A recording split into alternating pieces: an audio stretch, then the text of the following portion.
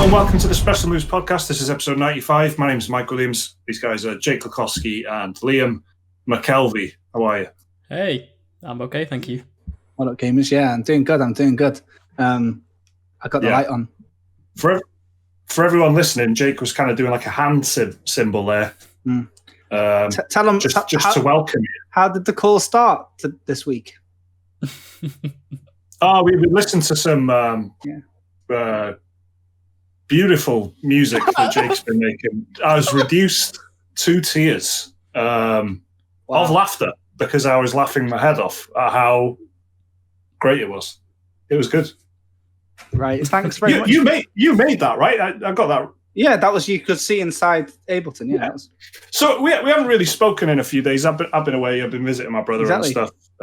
So we haven't really had much of a, we've been on like WhatsApp and stuff, but we haven't really had a proper chat in a few days. Exactly. And that was like back in the world of fucking Jake Lukowski. Yeah. don't blink or you'll miss it. Welcomed you with a little 808 bass drop, didn't I? So a little sonic hug. But yeah, so it's a sonic. It was more like a sonic kind of, when you meet someone, you're like jabbing their arm and that. It was a Kamehameha, basically. Listen. Between friends. Yeah, exactly. Yeah, what's a Kamehameha between friends? I've got to say, it's good to be back. Again, we are late, and just as a little heads up to everybody listening, way ahead of schedule. We will be late next week as well because we can't record on our usual designated Sunday slot. So. We are. I know that Monday is a thing. It's a concept. That we should. But just for everybody who refreshes this Monday as well, thinking this is another time that you just upload on a whim. But now we're giving you a heads up there. So it's just a coincidence the way it's kind of happened over the last few weeks. Nothing to worry about. We're just we're trying our best to do it at kind of the same time every week, and we'll do it as close as we can if we can't do it for the Monday morning. So we got loads to talk about actually this week. We've had like loads and loads of good emails, really good emails. It's genuinely getting like tough to pick which ones to read out, to be honest. Which after a year and a half or 2 years or whatever, I'd fucking think so as well. But it's really nice to like open the inbox and read what you're saying and stuff. So, the inbox is open as ever, dearspecialmoves@gmail.com if you want to send stuff in. We're going to talk about, it was Gamescom last week, which we only just remembered right before we decided to hit record, so that's good. We'll have a little mention of that. Jake has been playing New World, which sounds good. And Liam's been playing the Alan Wake expansion for Control, which everyone was talking about for a little while, a few weeks ago. And as well, it's September, so there's fucking loads and loads of new games. There's a ton of new games coming out this week, so there's plenty to get through. Right, Jake, tell us about New World, mate. Man. So New World is the MMO that Amazon were putting out this week, just gone. But then back in July, they announced that they were actually going to be delaying it till May, because it needed work after feedback from their alpha testers and their closed beta testers. But as like a thank you and a kind of you'll see what we mean, they showed people the game. So people who pre-ordered the game or content creators who were invited to play the game could get access to it. It's actually still currently ongoing up until the 4th Friday. So if you're listening to this fresh, it's still on and about, and I'm still on it. If you want to play with me, just let me know. You can find my name, or I can add you. Just let me know in the comments. What's your name on there, Jake? It's Daddy, innit? Because that's what it is. It's how are you spelling that, Jake? Like the only way a daddy would spell it, innit? DADDY. So Jake's okay, great. So what just can I find say? Daddy on New World, and that's Daddy will come to you, innit? So that's do you know what? Yeah, I've got to tell you, friend of the channel, Kale, didn't know I was called Daddy, and so I added him as a friend. He was on. He was on the. He he was live on Twitch. What a surprise! he was live. Yeah, he was live on Twitch, and he's laughing his head off. Who's Daddy? Then I could hear him saying, "I need feathers because you can craft on it." He wanted to craft an arrow. So I said, "If you want feathers, just ask Daddy." And he felt very uncomfortable. Still didn't know who it was. But do you know what the best thing was? This is the best part, yeah? He didn't know who it was. And he assumed it was another guy, like another content creator who was streaming at the same time called like Ginger Magician or something like that, yeah? So he was like, it must be Ginger Magician. So at the end of Kale's stream, like I was like playing it here, yeah, and I had the phone out and I was watching Kale. Kale finished his stream, and then on Twitch you can raid people. He raided Ginger Magician, and all of Kale's fans were just in this guy's chat saying, "Are you Daddy? Are you Daddy?" But no, there's only one Daddy, and it's me in it. So I've been playing it. I've been playing it, and me and Kale have had to. Well, Kale's actually crucial to this story, I think, because me and him go way back, and we spent a lot of our teenage years playing MMOs, right? Together, we're just a great team. You know what I mean? Like lifelong friends in it, and we're really like a good fit on these types of games because I die a lot and Kale helps me. So so Kale this time was going as well. There's no real classes on New World. Let me just start by saying that New World is a game set in like a kind of frontier times sort of thing, but it's fictional, like it's fantastical, and you land in this like new world, and it's full of magical monsters and whatnot, and this island is facing some sort of like corruption, very paint by numbers RPG sort of back. So you're all these people that have just landed on this island, right? And that's it. Everyone starts off the same, and it's got this kind of, I don't know if there's a better way of describing it, but I would say it's kind of like an Oblivion-esque way of handling the skill systems, where if you use an axe a lot, you'll get better at using an axe. If you cut lots of wood, you'll get better at cutting wood. It's a fantastic way of making sure everything feels very rewarding straight away. When you're trying all these different weapon types, trying a bow and arrow, you get a point in, bow and arrow mastery, and then each weapon has a skill tree, and you can unlock different abilities. Passive ones like arrows do 5% more damage or knock people back, and then you've got like really simple, cool abilities, shoot 3 arrows at a time or whatever. So there's no real classes, but the more time you spend with a weapon, the better you get with it, and I guess the type of armor that you have will depend on what type of armor you make, leather work or woodwork, or if you're heavy armor. And by crafting and stuff, you get better that way. So that's really cool. Kale was using like the hatchet, which is a pretty fast weapon, pretty bugged weapon actually. In the that's like one of the big bits of feedback. It offers like a 20% life steal after you level up a bit every time you kill an enemy, which is like a lot. Vulnerability. And you can pretty much level it up so it has this like stun attack where you can basically stun lock other players, which is really bad. So the hatchet was that. So Kale was playing that like a scumbag, and I was using the hammer, the big hammer, because you can't be Daddy without a bit of power in it. So so he was fast and I was strong, and that's how I figured it was going to work. But then New World's and the game looks gorgeous, by the way. The music is cool. The crafting's cool. Everything like that seems really appealing. But then we kind of ran into a problem. Like, the game isn't fun to play with other people. It's better to play by yourself at the moment. Really? That's interesting. Okay. How often do you hear that? Exactly. And I could play most shit games with my mates and have a fun time, But me and him, ultimately, we both knew Kale's obviously making content for it, and I wanted to try and blitz through as much as I could for us in the podcast. So here's the thing, right? The game is broken on that fundamental level, which might just be a matter of opinion, but it's really not. You can't share quests, and then at level 10 you get to join one of 3 factions, like Marauders, and then these 2 other fucking geeky little shit classes. You can tell which one I've picked, yeah? So I'm a Marauder, same with Kale, innit? So we go to there's a faction leader, and he gives special quests. Same as like Destiny, the tower, you got like Zavala. It's like that. Yeah.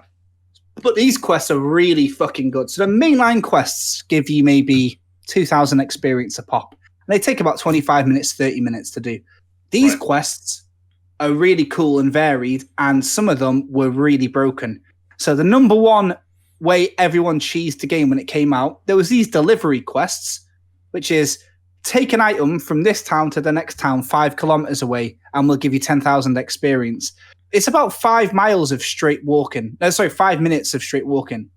Right? So you press equals on your keyboard and you're walking and walking. And that's it. You've got a podcast on, texting your mates, you're chilling.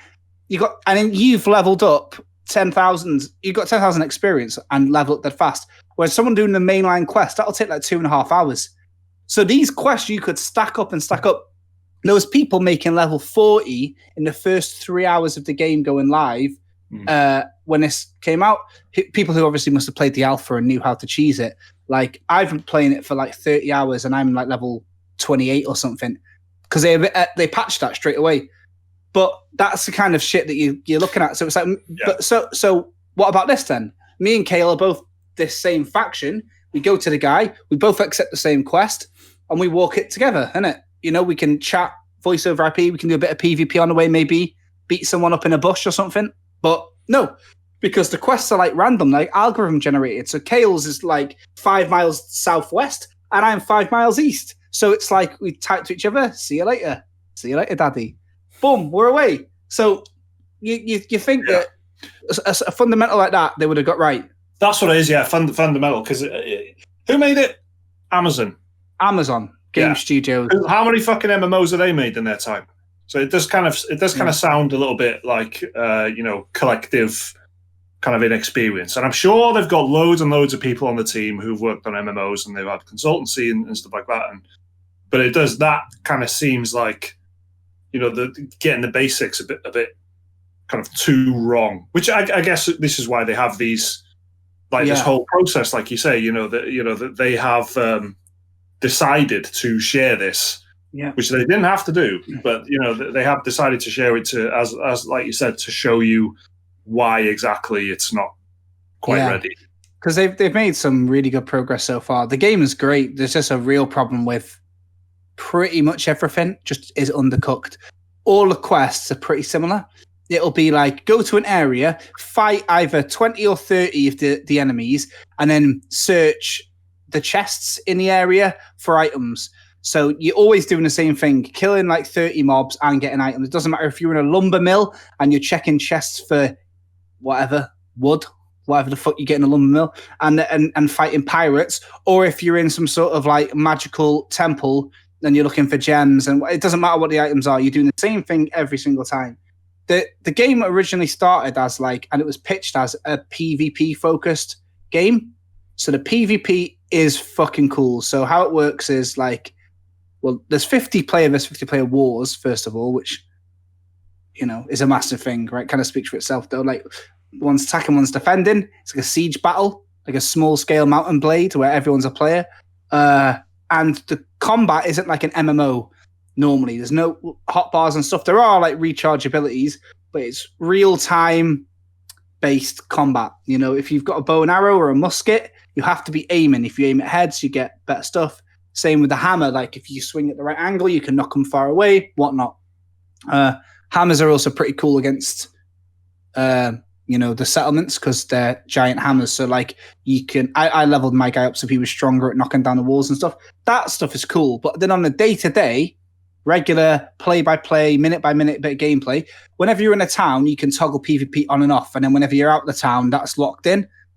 But so you can just go out and start scrapping with people that have also got that on. That's really fucking cool, especially if you hammer somebody off a cliff. It's fucking ace. Another time I was doing a quest for the faction leader.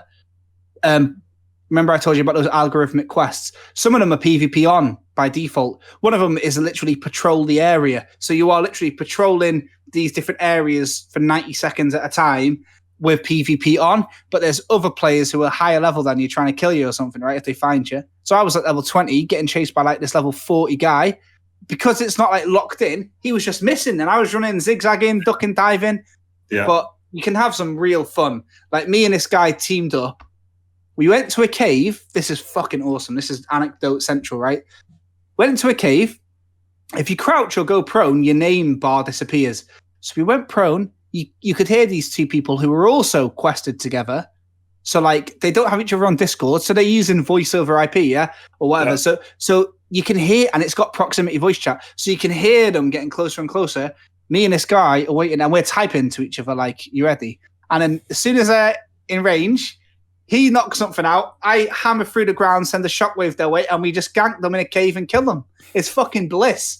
Stuff like that is amazing. Hiding in the cave with a little French boy, battering Germans, best thing ever. But other than that, I didn't have a nice time at all playing with other players. And I found it was a really good thing to do whilst I was listening to podcasts. So that's obviously a problem. But, the game's absolutely... No one will argue that it's lacking in features, but I don't think anyone will argue that it's not brimming with potential. Like, bursting at the seams, man. Like, there's so many things that could be amazing about it. Like, it could be a real winner next year if they get it right. But at the moment, like... And also, my character isn't catching over. So it's like, Daddy's dead after Friday. And then it's like, do you know what I mean? So the adventures of Daddy are nearly over. But I'm going to be playing it till Friday, even though that's happening, because I'm having a great time with it. And I want to do some more wars, and I want to jump in and try to do some end-level crafting and stuff like that. But the game is... like, here's the thing, I've got a pre-order for the game, and I'm not going to cancel it. So that's it all, really. Yeah. No, that's good. And I think, fundamentally, it's really good that they've done this. You got to respect when a game's delayed. It's delayed for a good reason usually, but they have chosen to try and honor something to a certain degree by letting you, have a spin and see what see what's in store. It sounds pretty good. I can't remember the last time I was into the idea of an MMO. So this kind of seems like a huge time sink if you want that, which obviously a lot of people do. But it's as interested as I've been. Obviously because you're talking about it, but thanks. Yeah, that's you enjoy that what I just said, and think about it in the future. Next time I'm a dick, you can be like, well, but he did say that. He did say that he listens to me. So that's all right. All right, I will. Thanks very much, man. And that's New World, which is not out till May now. Yeah, early 2021. So there you go. That's New World. Liam, what have you been playing? So I played I think it's the last expansion anyway, to Control, called AWE, which stands for Altered World Event in the world of Control, but also heavily involves Alan Wake, or shall I say not so heavily, as it turns out, to many people's disappointment. Okay. So what was Control, real quick, just as if people aren't aware? So Control was a game made by Remedy Entertainment, who you might know from making games like Max Payne, Quantum Break, and Alan Wake. And it was this sort of X-Files, SCP sort of inspired game where you play as a woman who goes and explores the Federal Bureau of Control, which is a government agency who deals with everything like supernatural, extra-dimensional, can't be explained by like logical thought and stuff like that. It is very like X-Files-ish, where it's like a whole federal agency dedicated to just like combating paranormal threats and stuff like that, and containing them. Anyway, so it came out last year, got quite good reviews, a few Game of the Years from a few places, and it had 2 expansion packs. The first one, which came out, when was it? Back in, I want to say like February, March, I think it came out. Seems about right. And that was like that expanded more just on the lore of Control and the story, and did a bit more like, it added like another section to the map and a new quest line, which sort of like explained some of the events that happened during the game that were sort of like glossed over a bit in the base game. And then the second expansion, called AWE, was, when it was like teased, it had a lot of Alan Wake imagery, And there's a lot of Alan Wake Easter eggs in Control. Like, you can find documents where it's like an interview with his wife and stuff like that, and like government reports where they sent agents to investigate the scene, like, of where Alan Wake happened. And so, like, it's kind of sort of like making their own connected universe type thing. That's cool. So anyway, this expansion came out with the promise of Alan Wake returning, and it sort of did that, but sort of didn't at the same time. So what happens is if you've got the expansion installed and boot up the game, it'll like tell you, it'll just give you like an objective marker, say go to the lift. You go to the lift, and then you start hearing Alan Wake in your head, because if you've not played Alan Wake, the first game, the sort of ends with him like sort of like trapped in this in-between dimension sort of thing, and he's been trying to escape it for like 10 plus years now, since that's when Alan Wake came out. And so, like, he's guiding you, the player, to this new section of the Bureau called the Investigations Department, which they had closed off because of a mysterious, like, containment breach. So you have to go down there, investigate what's going on. You quickly discover it's something to do with Alan Wake. And he appears in a couple cutscenes, sort of, like, narrating what's been going on with him since the first Alan Wake game. And that's about the extent of his involvement in it, sadly. All right. That was like, people were really excited about it when they. Yeah. Where did they reveal it? What was it? It was recent, really recent, wasn't it? Yeah, they announced the expansions pretty quickly after launch, and like everyone started getting super excited when they saw like the teaser poster had like his silhouette in it, and because like Alan Wake is a cult classic game now. It didn't do very well when it came out. It did well critically, not sales wise, but it's become a bit of a cult classic. So people are excited to finally see this character return. And sadly, he's only in like maybe 3 or 4 cutscenes and a bit of voiceover narration every now and then when you're like walking down a corridor. Other than that, the expansion is other than that, sadly, the expansion is just like more of the same of Control, really, there is like another character from Alan Wake who is featured in the expansion, but it's just like even he's just sort of like a quick enemy you fight in a one-off boss battle, and that's it. He's gone after that. And like there's some nice bits of lore in it. Like you can find there's like documents where it's like interviews with Alan Wake's wife and stuff like that about his disappearance, and like how the Bureau of Control have been investigating him and everything like that. But yeah, for an Alan Wake themed expansion, there sure wasn't a lot of Alan Wake in it, and it ended up just being more of Control, which was great if you liked Control, which I did, and the gameplay was good. There was like they added one gameplay mechanic in from Alan Wake, which is like getting rid of the darkness with lights. So you have to use your telekinetic powers to shine like light sources on bits of like dark goo that just block your progress every now and then. But, so you wouldn't have like a torch, but you're like controlling the lamp in or the lights in the ceiling kind of thing. Yeah, it's like what they have, like emergency lanterns that they use in like caves and stuff. You can like pick them up and throw them at bits of darkness, which would otherwise block a door or damage you. But that is honestly the extent of the Alan Wake-ness of it, which was a bit disappointing. Yeah. Like I won't say how it ends, but it ends with basically another tease of maybe we'll do something, maybe we won't do something about Alan Wake. So like it was a bit overhyped, I think, just for especially if you're a big fan of Alan Wake. Maybe this won't scratch that itch all that much, but if you just wanted to play more Control, it was good for that. So I'll give it that.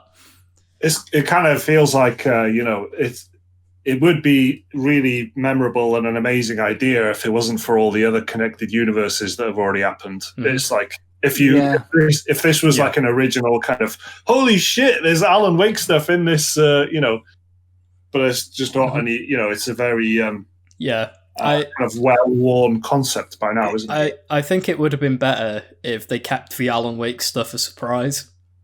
Yeah, sure. Because then at least you didn't have the expectation going in. Yeah. But yeah, it's like, but because we knew it was going to be Alan Wake related for months, I think, it's like, it's partly my fault as well, I guess, where I suppose I just like hyped it up in my own head just about what it was going to be. Right. A little bit, rather than just, I had to remember at the end of the day, it's still got to be something to do with Control. It's not going to be like a secret Alan Wake 2 or anything like that. Yeah. Yeah. They're not going to stealth release it as an expansion for another game.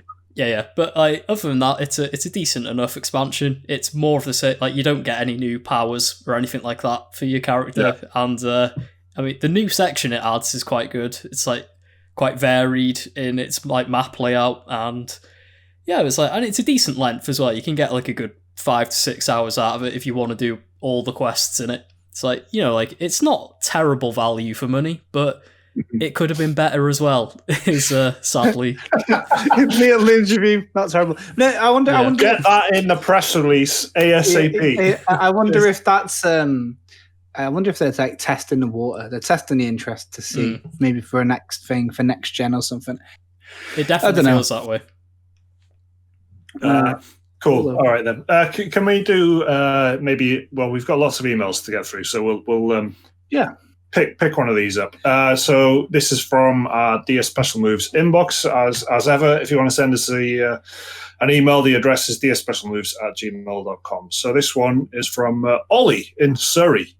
Ollie says that's boring as shit, but it's okay. Everyone is from somewhere, Ollie.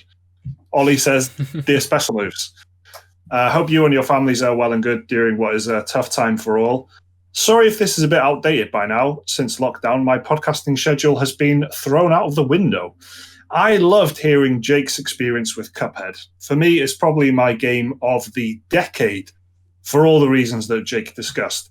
But what really made it special for me is that after slogging through it on Xbox a couple of years ago, I recently decided to buy it again on the Switch, much to my fiance's disapproval. Ollie. I've now beat the game on expert mode and got every single achievement along the way. There's even one for beating a boss using only the small plane.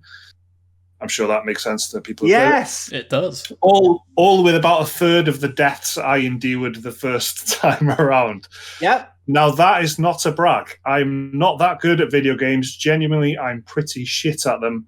But there is something so enduring about Cuphead that made me think expert mode is well past my sell-by date, but I fancy it.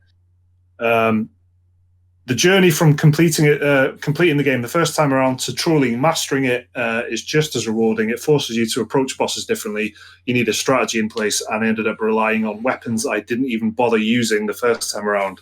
It almost plays like a new game. So I would say to you, Jake, who has just got through the love-hate stage of Cuphead, you need to revisit it in the future. Go for the full achievement list. You will definitely get through it surprisingly quickly. And in the process, you'll find even more to love about this masterpiece of a game. I'm so excited about this email. Ollie. Yeah, I thought you would be, which is why I picked it. Well, clever. Yeah. So, Ollie, have I got news for you? I bought it again on the Switch because I was traveling again. It's the first time I've been out for work since March. And it was only a national thing, innit? So I wasn't hours and hours and hours and hours away. But I thought, yeah. And my daughter said she didn't think I could finish it in a day. So I thought, all right, 24 hours, I'll see how far I can get.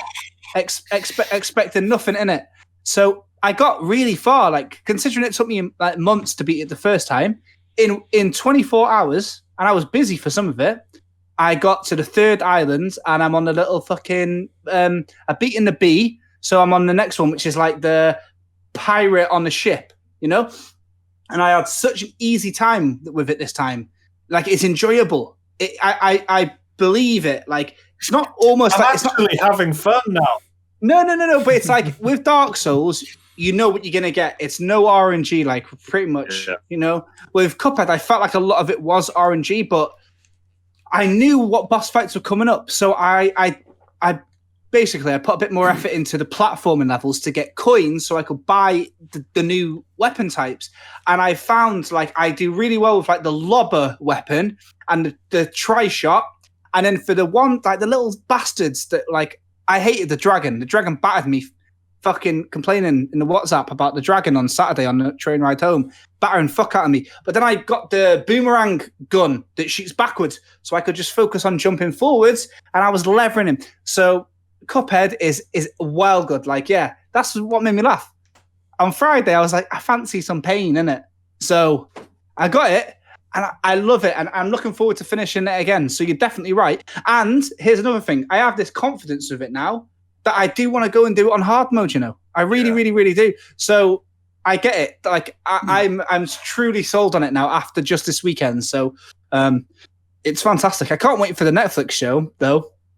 I think that's going to be really weird. That's going to get so many kids like watching it and picking it up and then getting fucking brutalized. It just seems odd. But yeah, can't wait. The DLC is supposed to be out soon. So yeah. I'll do it a third time, innit? But I don't know what the deal with that is, because they announced it 2 years ago. It was a while ago, the DLC. They did that thing where they just put at the end of the trailer when it's done. Yeah, like no launch window or anything. Like a team of modders or something. Q&A. Question 1: when is it coming out? Answer: don't ask this question. It's ready when it's ready. Don't get banned from these forums. Yeah, don't. Yeah, totally. Don't ever look at a Q&A for a mod, because that's what you're going to get. You ingrates. yeah, exactly. The answers to all the questions is shut up. Yeah, wow, man. Thanks, Ollie. That was a good email. Well written. Cheers, mate. Let's do one more real super quick before we go on to the next topic. This one is from Paul, who says, "Where's he from?" The Czech Republic. Okay, nice. Good beers. Paul from the Czech Republic says, "Dear Special Moves, I recently got into an argument with a colleague of mine, and I seek your counsel." Spelt COUNSEL, of course. Could you please validate me, or cancel me out for that matter, on the podcast? Right. I dared to say the opinion to my friend that Call of Duty Warzone and Fortnite are, quotes, basically the same game. And I was met with fierce resistance. Further argument was that the same thing applies. Now, this one does make me squirm a little bit. For Mafia and Grand Theft Auto. What I would also like to know was that my colleague's defense was that my opinion does not matter, as I sometimes do cheat in single-player games to make my experience better. Huge thanks, Paul, from the Czech Republic. I feel like this is going to be played at full blast in an office, boys. So just in case it is. In Prague, there's a couple of Czech guys listening to us. I say things like this all the time. I was going to say this is a mic or something. I was going to say that, you know. Yeah. And I mean, the fundamentals of it, you know, it's based on a ring of death getting smaller and smaller and pushing people together. On that scale, they're the same. They've got that same gameplay loop. You scavenge on the floor like a rodent for the first 30 seconds. Apart from on COD, you can do little missions and that, get into cars and whatnot, and you know, it's generally just like Call of Duty loop. Wow. But Fortnite, you're also scavenging for resources to build, right? If you're playing it like as intended, it's also about crafting as much as it is about destruction. So to that end, they are different, aren't they? But and obviously the first person switch up is a big difference. Do you know what I think is really interesting is the if you have a look at if have you guys watched High Score or the Netflix series, right? So I know you guys watched it, but have you finished it? Yeah. No.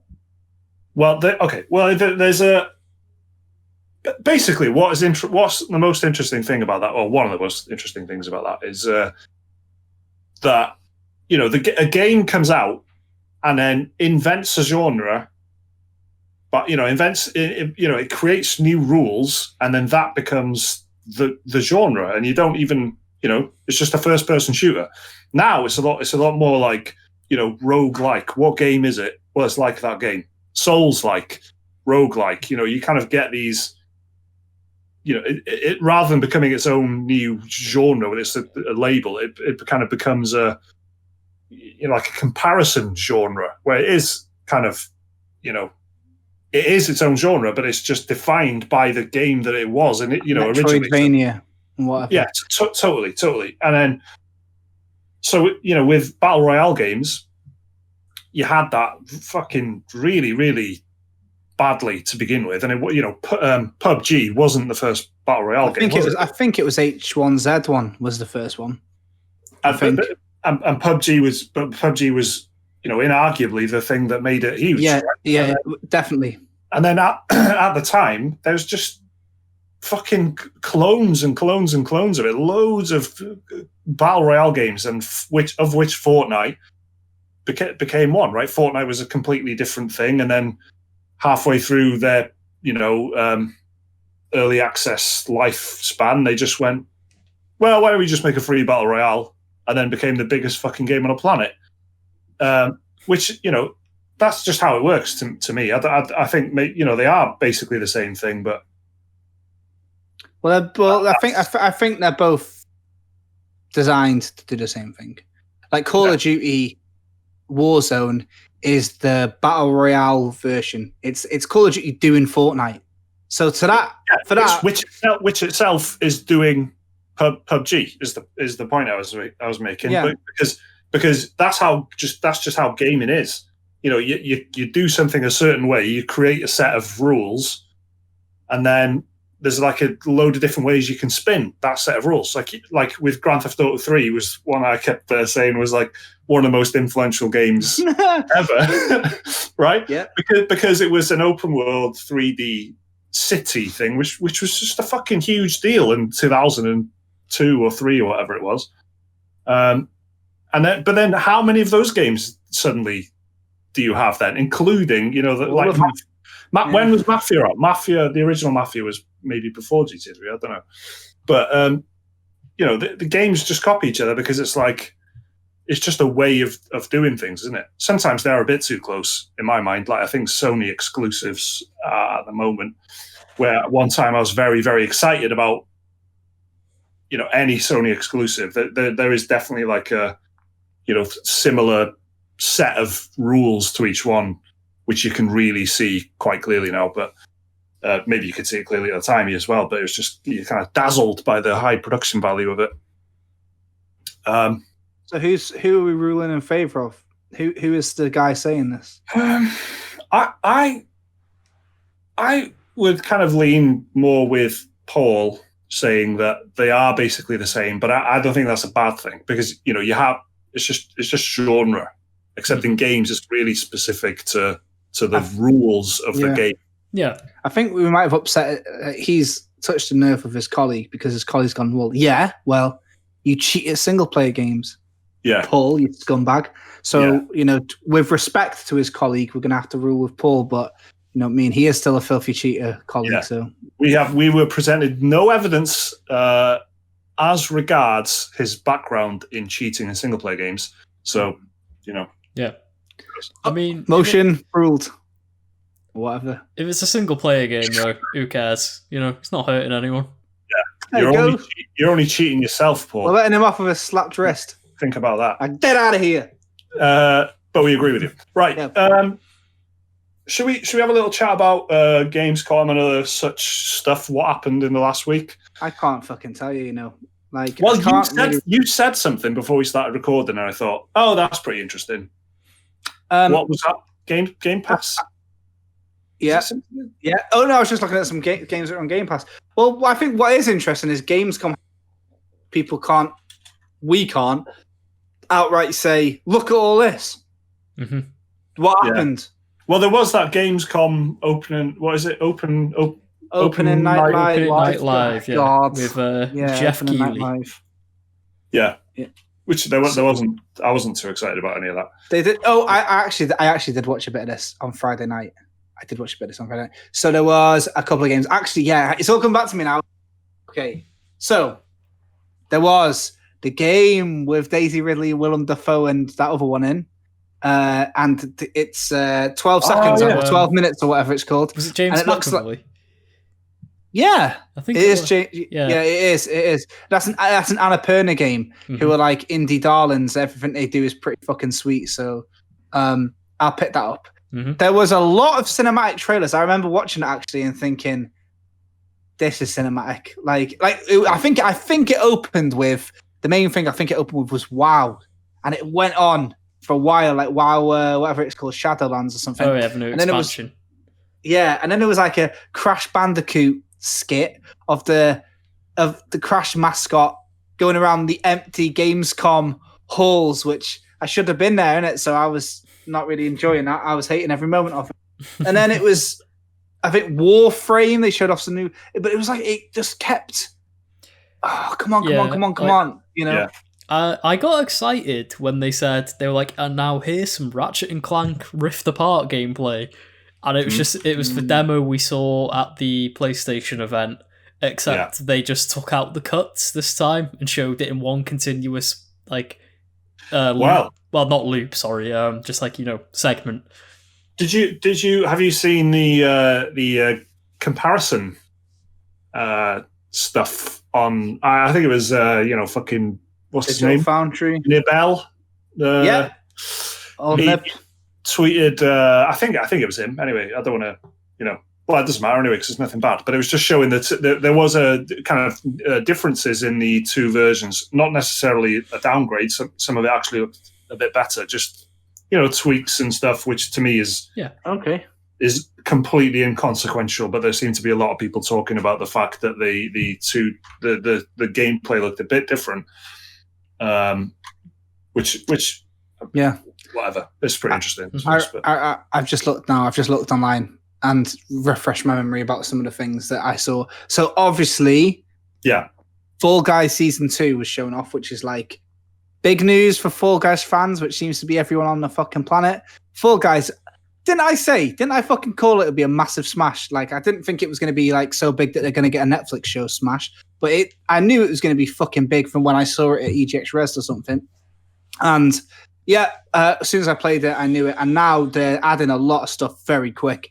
Studio must be in hellish crunch mode. It's a bit of a Fortnite situation, I reckon. Like, they're not even an indie studio anyway. They have got like loads and loads, like hundreds of developers working on it. So, but they showed a Fortnite Season 2, not Fortnite, fucking Fall Guys Season 2, which is like, I guess it's all themed around like a medieval aspect. You can be a dragon or a wizard or whatever, and the new maps look cool, involving some like pushy pulley stuff. I think there's like a lot of Fall Guys is great, but I think it'll really shine when new maps and levels come out and then get refined again. So like by Season 3, there'll be returning favorites from Season 1 or whatever. Do you know what I mean? Stuff like that. There's also going to be a fucking heap of Avengers and Star Wars content, isn't it? And there's going to be like run around wearing with fucking Yoda ears and holding a lightsaber. Well, so this is a thing at the moment. So loads of brands jumped on the Fall Guys bandwagon. I don't know if you know about this, but Fall Guys said, we will let a brand in. We will let a brand in. It'll be a bidding war. Whoever gives the most money to charity. Disney. And it was, I think it was AIM Lab, G2 Esports, and Ninja combined together and Mr. Beast. They put their money together and they raised $1 million for special effect. And so they've got an outfit in there now. I don't know what. Cool. 4 brands sharing one outfit's a bit awkward, though, isn't it? Now I'm sure they all want to have creative control, but so they raised $1 million. But yeah, you're definitely right. Like this is it. Like the potential for the IP is stupid. There could be a stupid kids Fall Guys TV show like Minions. You could have, like you're saying, like the Fall Guys like Funko Pops. You can see it. Like you can see it being massive, and it's you could literally have Minions to coincide with the launch of a new fucking Despicable Me film. That it would just you just have Minions flavored events, 100%, right? And like the potential because of the simple pill shape of them, and like what? Yeah. Yeah, no. It's right. I never thought of it that way, but it is. Yeah, because it's a little. They look like multivitamins. Did you see someone worked out on Twitter that apparently the Fall Guys are like 6'5"? Oh Yeah. yeah. Terrifying. Like Mr. Blobby or something. Yeah, but it's Fall Guys is great. So season 2, it was the right time to show it off. Speaking of dragons, got that. Oh yeah. Yeah. Dragons. Where was dragons? Fall Guys season 2, you can be a dragon, isn't it? It was like it's like on the thumbnail and everything. Get a costume. Anyway, whatever. Yeah. Anyway, whatever. Forget about that. Dragon Age. There's less dragons in this. So this was the most this pissed me off actually, to be honest. I'm getting annoyed at them. I'm getting annoyed at BioWare more and more and more. And now I'm looking at this and I'm like, what is this? Are you just trying to prove to us that you're people?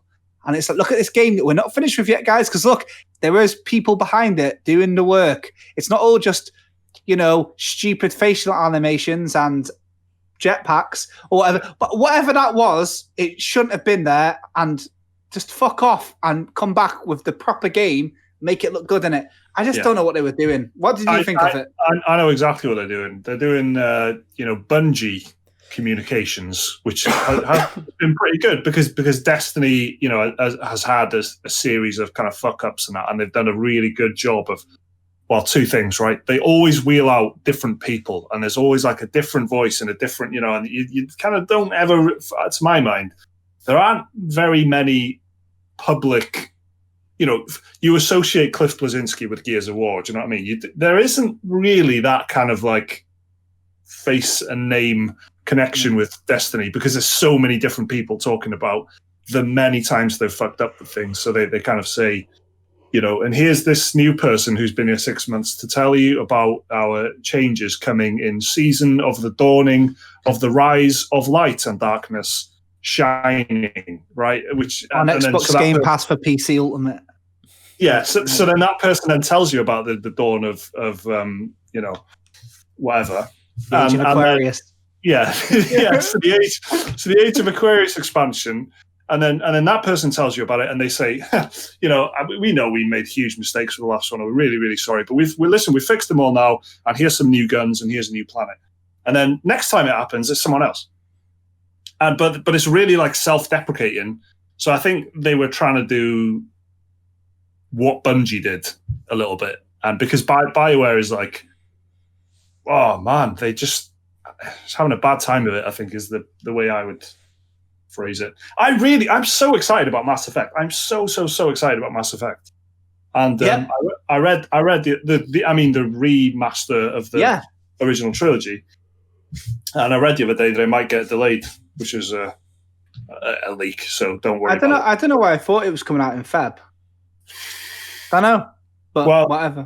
So the current kind of thinking, again, totally unconfirmed, is that it's October, but there might be a reason why they haven't actually announced it, which is that they're not, because of COVID-19, apparently, it might be a bit delayed. But that's what I really want. Yeah, exactly. You just want a BioWare game that you can rely on. So, it's a mess. It's a fucking mess. This will come up in 2023. Dragon Age, and it'll be good, probably. But for now, just don't waste my time in it. Do you know what I mean? Did you play Inquisition? Yeah. Didn't like it. Well, it was on sale for about £6, and I asked you, actually, it was you, about 3 years ago, should I get it? And you said, it's good. It's just like, I think it was you that said this. It might have been Liam that said this, Pop, but somebody told me it was like playing an MMORPG when you're... Yeah. And I was like, okay. So I went in, and it is. It's specifically because I played it. No, I did play it first, but I then played The Witcher, which you just wouldn't. Dragon Age doesn't. Can't even. Yeah, it just doesn't fucking. Could never. Yeah, exactly. It just has this vast like emptiness to it, and then I was telling you about. I'm playing The Witcher again, aren't I? So I was telling you about this very recently about the way it kind of makes. It doesn't make you feel like, oh, it's another one of these. Oh, it's another one of going to kill these mobs. Oh, look, it's another gang of this and another gang of that. It just doesn't. It's very good smoke and mirrors of like making you feel like it's almost like Batman Arkham, kind of like, I need to investigate this shit before I do anything about it. You know what I mean? It's the pacing is really good, but then Dragon Age Inquisition is just kind of. I want to like it. I like the budget that it has, and I like the fucking. Forgettable epic music and I like the Dragon Age universe and stuff, but it just doesn't have the same. But because it doesn't have the same weight, because it does feel really empty. It's and what can I say? Like, it just looked like a cute indie project or something. Like that's how they were treating it, like Tunic or something. Do you know what? Two crossovers that confused the shit out of me at Gamescom. Right? First of all, again, I don't want to sound too harsh. Yeah, who has ever played Bridge Constructor and gone, do you know what? Yeah, this needs a Walking Dead crossover. Who has done that? Probably someone involved in marketing The Walking Dead, I'd imagine. Yep, absolutely. So AMC have cut them a fat check, but that's happening. And then one I think people probably have imagined, but no one here, and probably no one listening. But somebody somewhere wants this, I'm sure. They showed off a new Star Wars thing, didn't they? Remember that? Squadrons. Yeah. Well, no, a brand new one that you've never seen before. They showed off a single player mission from it. Yeah, but that's still shit that you do. The thing I was referring to was the Sims 4 Star Wars Journey to Batuu.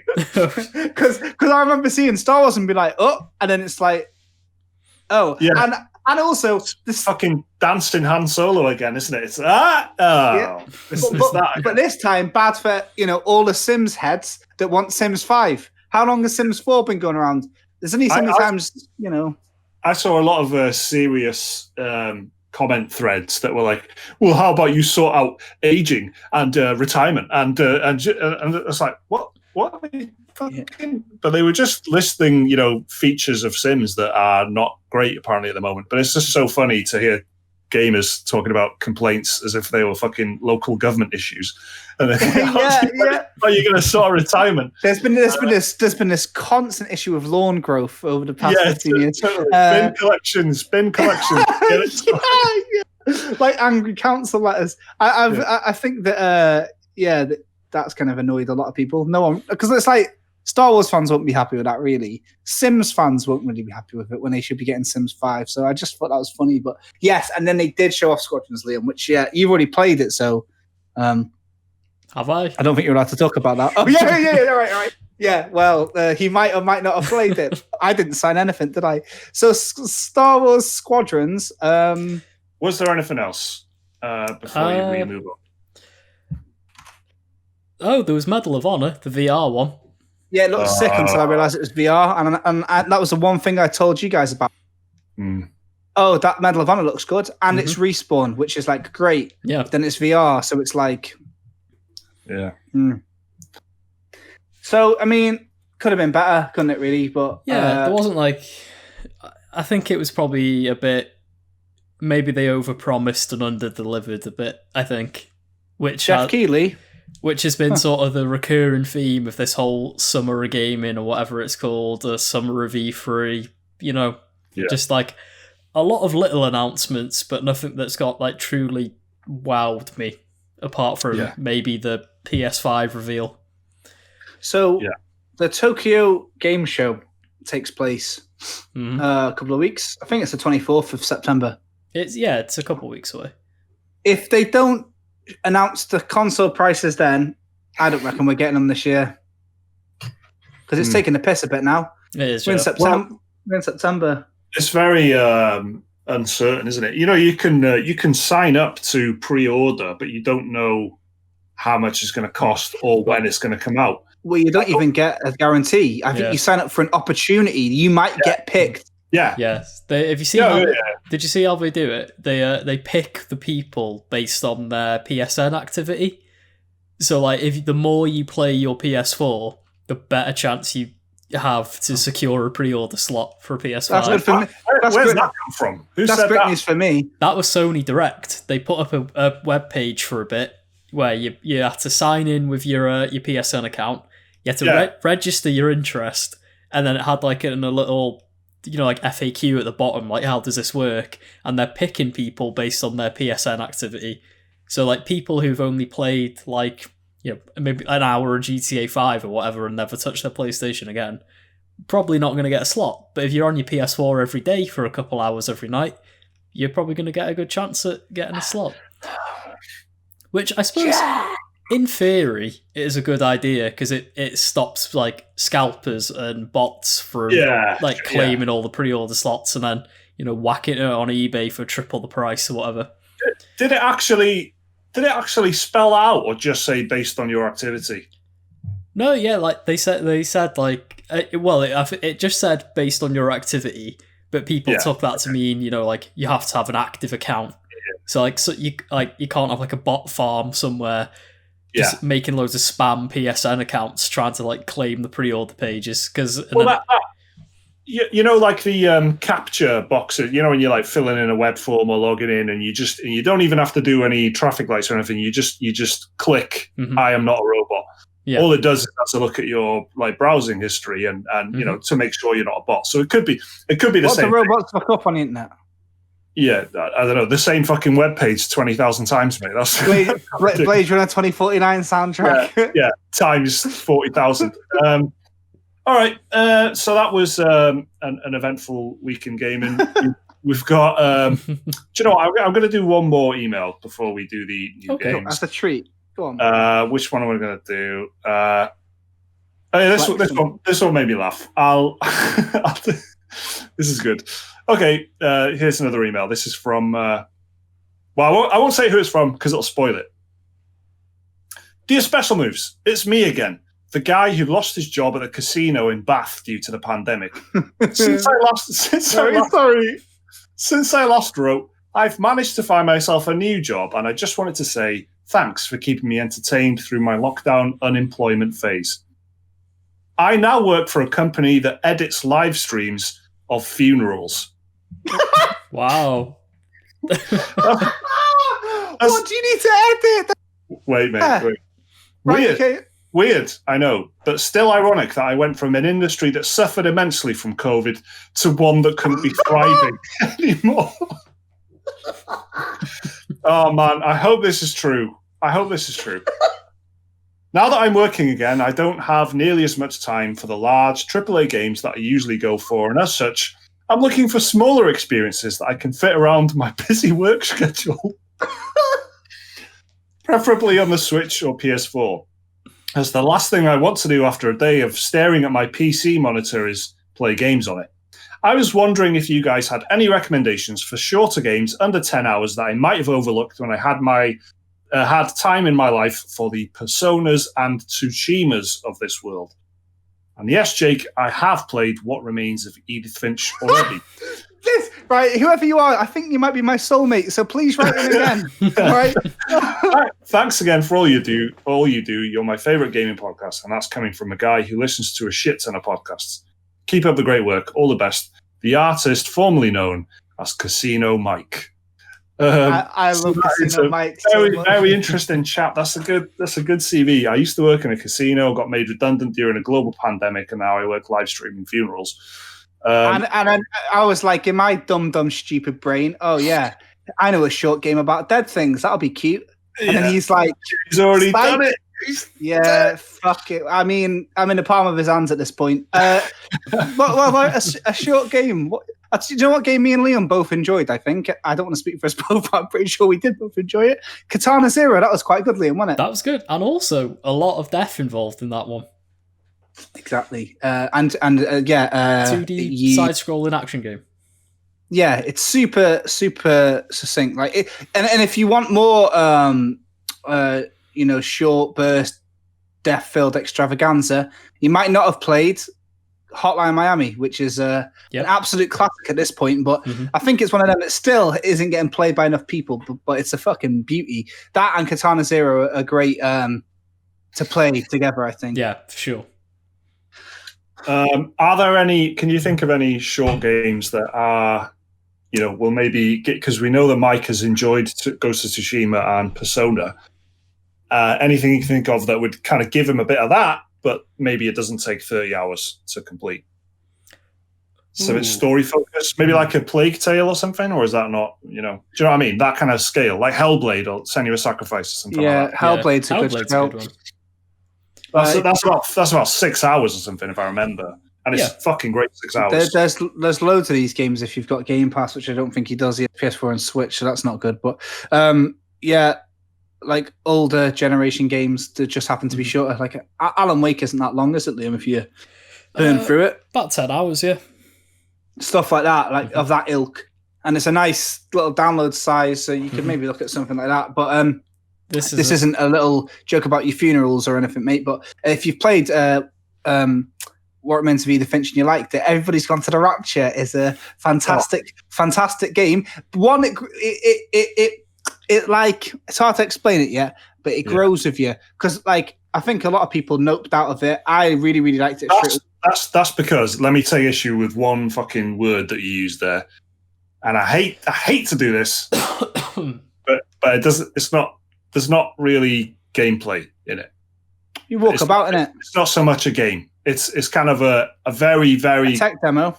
A great artistic experience. Well, it's a great artistic experience, I was going to say. Carried by a nice theme, and well, not nice, kind of interesting thematic story. But say it. Just say Walking Simulator. No. What I wanted to. No, I won't say Walking Simulator, because it's not. It's the music is fucking incredible, but that's part. It's a really interesting story and theme, and if you get into it, you'll really, really enjoy it. And I'm probably more in the camp that Jake said, where it's kind of afterwards, I started listening to the soundtrack and stuff again, and I started thinking about the story again, and I started thinking about not even story. It's kind of really. It's almost modular in a way. Yeah. Like you can. And kind of rudimentary as well. It's kind of like. It's more about just imagine that event and what would, just imagine the kind of that happening. That's all it really is. So as you can see, it's very highbrow. It's made by the devs of the original Walking Simulator as well, the Arresta. So if you've not played that, one of them, but Everybody's Gone to the Rapture is well better. If you want a bit more gameplay and you want to play like another game like that, and Unfinished Swan is a good one. That's made by the What Remains of Edith Finch people, and there's a beautiful couple of Easter eggs in Edith Finch connected to that. But that's a great game. I would recommend as well. Otherwise, card games. I'm gonna say I've got 2 quick puzzle games. Tetris Effect on the PS4. If you want to just come home, chill out to some like amazing visuals and amazing EDM, Tetris Effect is the best you can get. Coming to Xbox as well pretty soon. It's on PC as well now. And if you want just pure joy in your life in small bursts, Captain Toad Treasure Tracker on the Switch. You can literally you can pick it up, do a couple courses, put it down. It's like snorting sherbet. It's it's fucking ace, mate. Get on Captain Toad is. Yeah. Okay. So that's about 17 games for you there, Casino Mike. I hope you find time. Total playtime 30 hours. Yeah, exactly. Yeah, that's about 20 minutes of gameplay. All right. So thanks for the emails, everyone. The address is dearspecialmoves@gmail.com. If you want to send us any more, please do. Let's do the new games before we wrap up then. So we're actually recording this on the 1st of September, which is Tuesday. So when I say today, I mean the 1st of September, because that's when we're recording it. Because Crusader Kings 3 is out today on PC, Mac, and Linux. Crusader Kings, grand strategy thing, Paradox Interactive, Paradox bread and butter. The whole genre, as we were talking about earlier, just kind of trickling down from this one great strategy series, which I do not like. I mean, this one, you're tempted because, first of all, the reviews are fucking crazy good, like high 90s, and you're a Xbox Game Pass 4 PC Ultimate member, so it's on there. Still tempted. It's probably about 100 gig, though, isn't it? I may give it a spin. The problem is I'm really kind of loving Total War at the moment. Total War Warhammer 2. And I kind of realised that when I was telling my mate that who knew I was playing Troy and enjoying it. I said, I'm playing Warhammer. And he was like, oh, so you've gone off, Troy already? You've binned it off already, have you? And I was like, well, no, it's just that I was playing Troy and I realised that, this is great, but imagine if there was a dragon breathing fire on those spearmen. And And it's an easy sell, isn't it? Exactly. That's who I am. So, so I'm a Welsh guy who likes Total War. So unless there is literal Wales in it, I'll settle for playing as someone called the Dragon Prince, playing as Scott. Well, I think Rithin, one of the key forces in Crusader Kings 3, actually. So sure. But what's that though? It's like 200 men in it. There's no dragons, and there's no dragons. Yeah. Who gives a fuck? I'm joking. I'll give it a spin. That's Crusader Kings 3, but it has had great reviews, and there you go. Iron Harvest, which we've talked about a little bit because I played the beta. Yeah, and I kind of liked it. I did like it, and so that's out today as well, the 1st of September on the PC. Also PS4 and Xbox One, which is a bit different. It's a RTS, kind of like Company of Heroes, very like Company of Heroes, except it's got these kind of mechs, and it's a fantastical, alternate history rather than Germany and Soviet Russia and America and Britain. It's kind of made up, vaguely Eastern European or Northern European sounding civilizations who are at war with each other in mechs. Because why not? Yeah, I mean, you're not going to do it without mechs, are you? If mechs are available, why are you going to come out a mech? Yeah, you're not. Mech up. So, but I played it, and there's some nice things about it, and I did enjoy it, and I haven't had like a new RTS, kind of strategy experience like that in a while. So there you go, 2 strategy games out on PC, PS4, and Xbox One for Iron Harvest, and PC, Mac, and Linux for Crusader Kings 3. Moving on to the 3rd of September, Spellbreak, which is out on PC, Switch, PS4, and Xbox One, described as a battle royale game. No idea what it is, but we had a little look before recording, and it looks quite nice. Yeah, art style looks nice.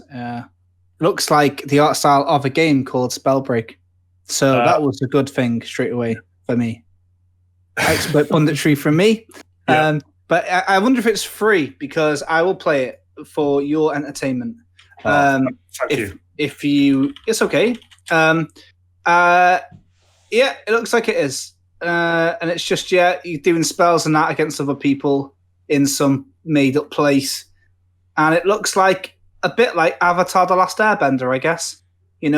All these different flipping clans of people that are all like a specific element. I'm actually looking now. It looks like you do have to buy it on Epic Game page. So, Well, we've got a million other games to talk about. So let's do another one. It's £45, man. Oh my God. Fuck that. Wow. Fuck Spellbreak. that, boys. What do you want? Money? No. 45 smackaroos. Get out of here.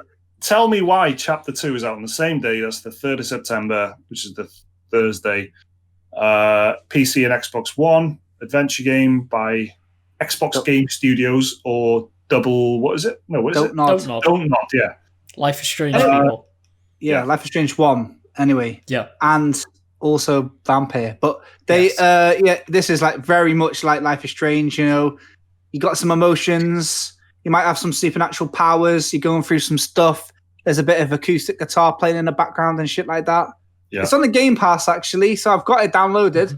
I'll give it a spin if you want for next week, and maybe if it's good, I'll talk about it, innit? Yeah.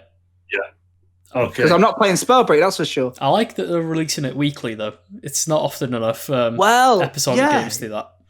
Yeah, I remember waiting for Walking Dead Season 2 for it was 3 months between one episode. Mm-hmm. This is like a TV show, which is cool. I remember Wolf Among Us, the wait for the finale for the Wolf Among Us was 5 months or something. It was mad. Crazy. Well, they just haven't finished, have they, by the time they start releasing, as we know from Telltale Games. Yep. Yeah. Anyway, WRC 9 is out on the same day as well. It's just a fucking rally game or probably something, isn't it? PC, PS4, and Xbox One. Racing game, rally game. There you go. Done that one. Doraemon Story of Seasons is out on the 4th of September, which is the Friday. Mike said, should we put this in? And me and Liam both treated it like an old, elderly Japanese man that you need to respect. That's the weight that this game carries in it. And I was like this, and I was like, yes or no, and then you said we both said it's Harvest Moon, isn't it? So you've got to pay respect. So I went, and then there we go. Nobody has to die. Mike had finger guns there. If you were listening to the audio version, which is a very rare thing, actually, quite exciting. If you've been listening and you've not watched a single one, I am always doing finger guns. Every episode, finger guns. I'm a finger guns kind of guy. Right, go on then. What else have we got after Harvest Moon?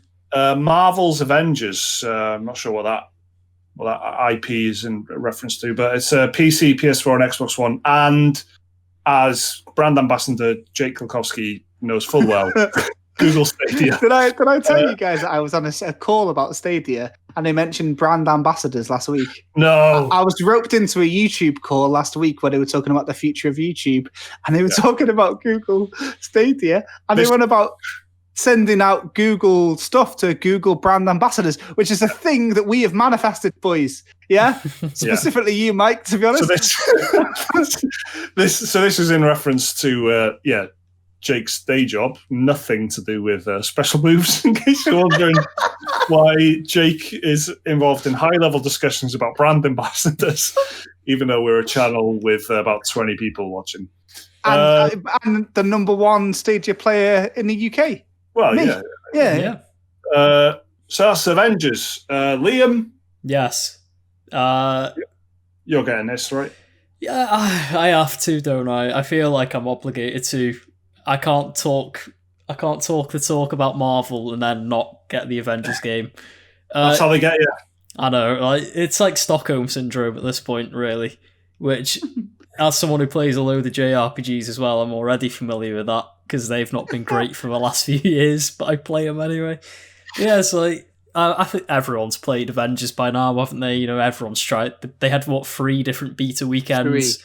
So everyone's had to go with this game. You've probably already made your mind up on it, to be honest. Like, if you're going to get it, or you're not going to get it, or you're going to, wait for the... I've already seen people, waiting for the Anthem comparisons. They can't wait to hit enter on their Reddit post. They've got it ready to go. Yeah. But I enjoyed the beta. It wasn't the best game. It wasn't going to set the world on fire, but I enjoyed it for what it was, which was a fun third-person brawler with a bit of loot and gear in it as well. And yeah, I'll get this, because it is probably the first massive game of September, I imagine. And I think you can already play it now if you pre-ordered the, one of the many different deluxe editions, or the digital console exclusive version. You got early access to it today, so there's some people already playing it. So you can probably head on over to Twitch and find someone who's already max level and in end game raids. So cool. Yeah, it's gonna be. This will be I imagine Avengers is going to be in the news for the next week or two for good and bad reasons. Yeah. To me, it kind of felt like an old, bit of an old-fashioned movie tie-in game, like a brawler, like a PS2 kind of Lord of the Rings, the Two Towers kind of brawler, which is when was the last time you played any one of them? So if you like Marvel and you're interested in doing a bit of that, it's not because it's a live service game that conjures images in your mind straight away, doesn't it? And this is normally the kind of thing I would be extremely cynical about, so I'm trying not to be, but because I played it and I did think that, and I did kind of think, oh, this is like what games were like in 2004. Cool. And I genuinely do mean that. Yeah, I just mean the action, the way the levels are broken down and stuff. I genuinely did think that and saw it as a positive. Anyway, NBA, talking of games that have been exactly the same since the early 2000s, NBA 2K21 is out on PC, Nintendo Switch, PS4, Xbox One. And as Google brand ambassador, Jake Kulkowski knows full well, Google Stadia. Can't wait for the slightly delayed alley-oops that I'll be doing there on Google Stadia. Yeah, I wasn't having a pop then, by the way, at NBA 2K in particular about having not changed since the early 2000s. You just meant sports games. I just meant all sports games. So don't be upset. Is this a really expensive game? Yeah, I can't remember. This is the one that's £75 if you want to get the next gen version at the same time. For the you have to pay like an extra £20 for the upgrade. Meanwhile, can you remember when they gave away the last NBA on Switch? Can you remember how much it cost? It was like £2. Yeah. There's nothing, was it? £2. It was a giveaway, essentially.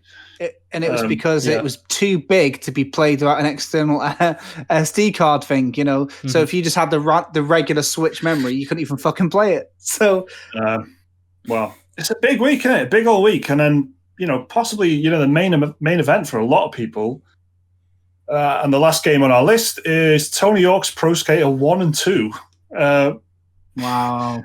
Ranked among the greatest games of all time, according to Metacritic. It is. I think, isn't it the second highest rated game ever made?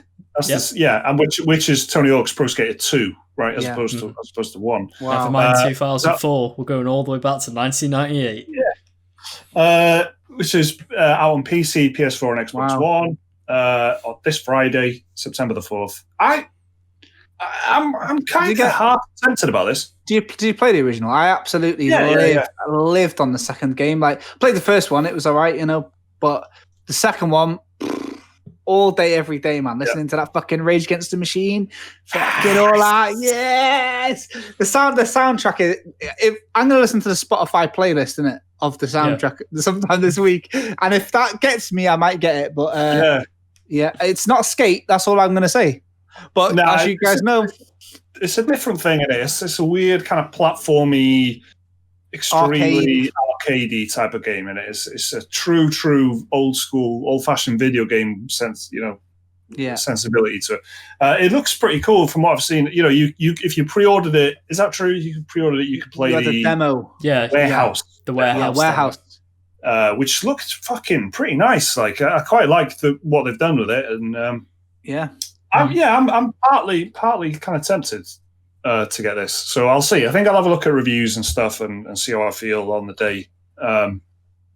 But there you go. That's loads of games. That's a busy fucking week, isn't it? So we'll have plenty more next week, I'm sure, to talk about. Thank you everyone who sent in their emails to the Dear Special Moves inbox. Much appreciated. Had some good ones this week. Casino might call me. See ya. Bye.